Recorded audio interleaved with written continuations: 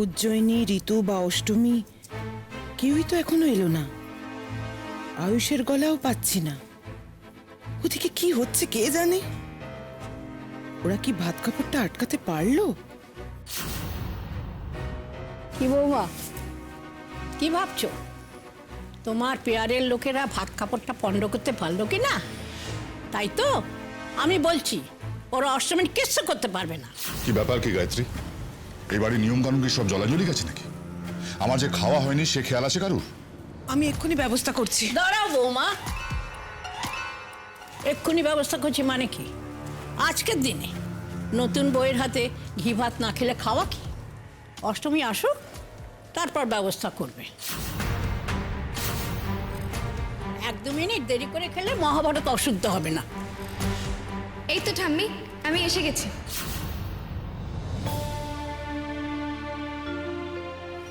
অষ্টমী, আয়ুষ্মান তোমার ভাত কাপড়ের দায়িত্ব নিল? হ্যাঁ বড় মা, নীল। উনি হয়তো মন থেকে নেননি, তবে উনি আমার হাতেই ভাত কাপড়ের থালা তুলে দিয়েছেন। বৌরানীমা তোমার সঙ্গে আছেন অষ্টমী। তোমার কল্যাণ হোক, আয়ুষ তোমায় বুঝুক।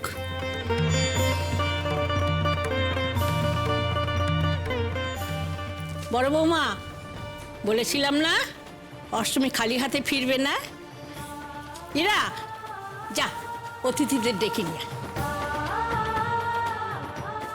মিথ্যে বিয়েকে নিয়ে তোমাদের আধিক্যতার আর শেষ নেই। এদিকে যে আমার খাওয়ার সময় পেরিয়ে যাচ্ছে সেই খেয়াল তোমাদের নেই। এই তো বাবা, আমি সবার আগে আপনাকে ঘি ভাতটা বেড়ে দিচ্ছি। বড় মা, বাবার থালাটা। থাক, এত খারাপ সময় আমার এখনো আসেনি যে এই মেয়ের হাতের খাবার খেতে হবে। এর হাতের অন্ন আমার কাছে বিশেষ সমান। গায়ত্রী, আমার খাবারটা ঘরে দিয়ে যাও। বড় খোকা দাঁড়া, তুই এমন করিস না, জেদ করিস না বড় খোকা। বাবা, আপনি এবারের কর্তা। আপনি যদি আমার রান্না করা খাবারটা না খান, তাহলে তো আমার রান্না করা বৃথা হয়ে যাবে। আমার সামনে থেকে সরে যাও তুমি অষ্টমী। আমি তোমাকে আয়ুষ্মানের বউ বলে মনে করি না, আর আয়ুষ্মানের বউ হওয়ার জন্য তোমার সমস্ত প্রচেষ্টা আমি নষ্ট করে দেব। তোমার হাতের তৈরি করা খাবার আমি খাবো না। আপনি খাবেন না ঠাকুর?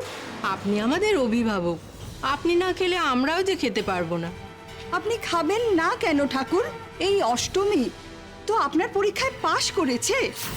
আয়ুষ্মানের বউ হওয়ার যোগ্য হয়ে ওঠার জন্য ওকে যা কঠিন পরীক্ষা দিতে হয়েছে তা চোখে না দেখলে তো বিশ্বাসই করা যায় না।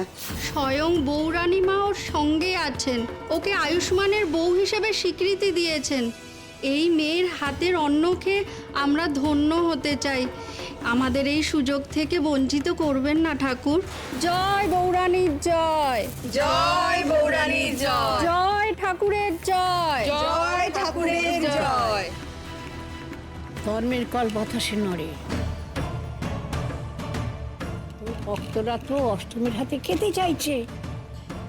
তুই না খেলে ওরা তো খেতে পারবে না। ওদের তো মন খুঁতখুত করবে, কারণ ওরা অষ্টমীকে আয়ুষ্মানের বই হিসেবে মেনে নিয়েছে। মা, তুমি চুপ করবে? হ্যাঁ, সেই নাই করলাম, ওদের কি লাভ হবে?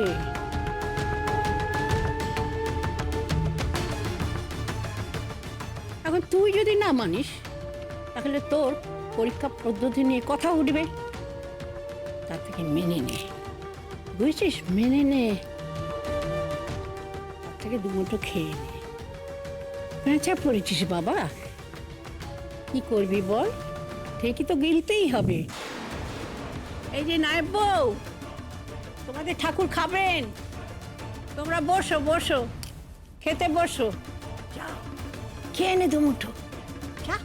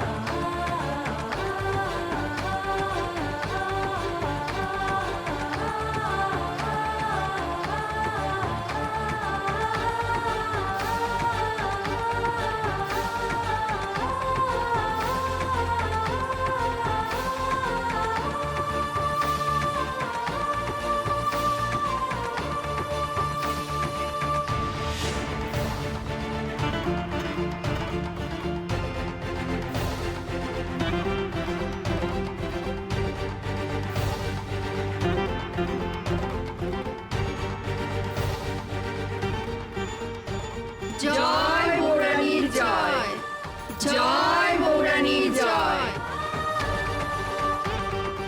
এই মেয়ে তো সাংঘাতিক, এ তো সব এলোমেলো করে দিচ্ছে।